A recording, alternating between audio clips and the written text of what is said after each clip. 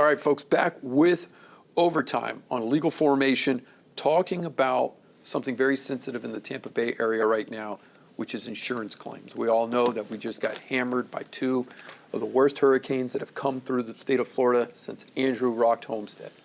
Now, the big issue that we face and we want to touch on is when we talk about a legal analysis when it comes to insurance claims is what is an insurance claim?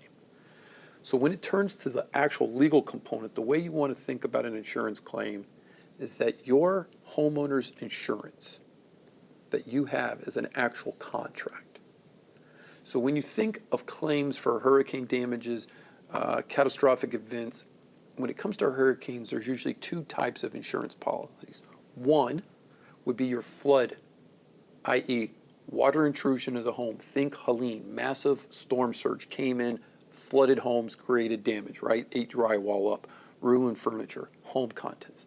The second would be a homeowner's insurance policy, what we've dealt with before. In that, you think about wind. You think about roof repairs. You think about damaged windows.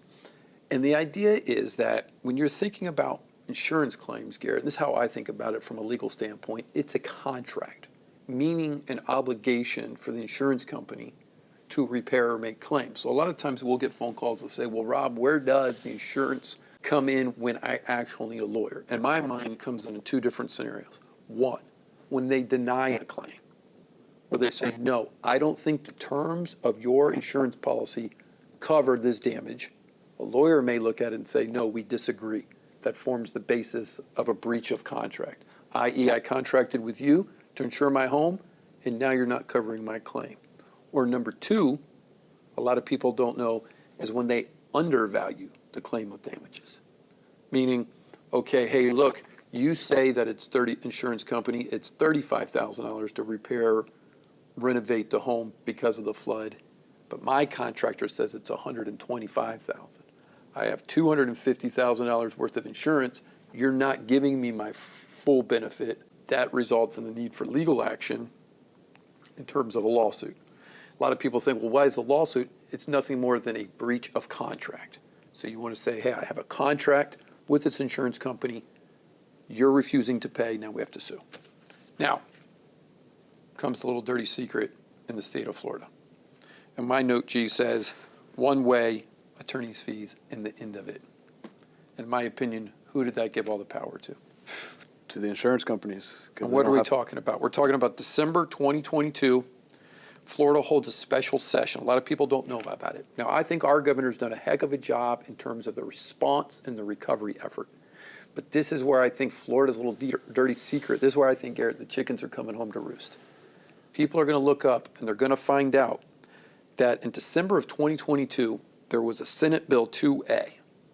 And what that did is it removed what we call the one-way attorney's fees. And what that means is Florida's old statute, 627-428, used to have a provision that says, okay, if I have to sue my insurance company because A, they're denying my coverage, or like we just talked about, they're not paying the maximum, and I prevail, I get my attorney's fees and costs paid for.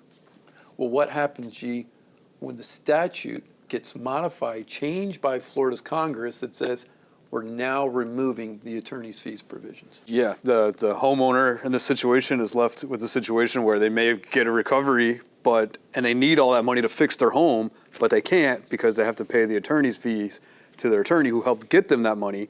But without the attorney, they would never get that amount in the first place. So it's a total catch-22 for the insured homeowner in this case. I look at it as David and Goliath. Goliath is the insurance company. The attorneys under the old statute used to be David. They could go fight him because they know two things, which you just said. One, most people who have just been through a catastrophic, or most people in general, can't afford an hourly rate. Can't afford $400, $500 an hour to pay an attorney to go fight an insurance company. So lawyers would take the claim on a contingency fee. But then they would say, hey, if I win, your insurance company has to pay me. Therefore, you get the full $200,000 to repair your claim of your home, and they have to pay us because they refused. But what did you do to David? He was already the little guy, and you basically smashed him. Yeah, what did he have, a slingshot or something? You took that away, so now it's just him. There's the great analogy. Yeah. Now it's just David putting up his dukes.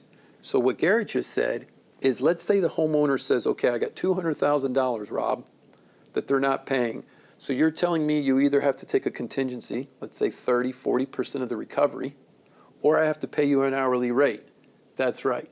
To go fight a giant who has endless deep pockets that can go on for years. Correct. So let me think this right, Rob.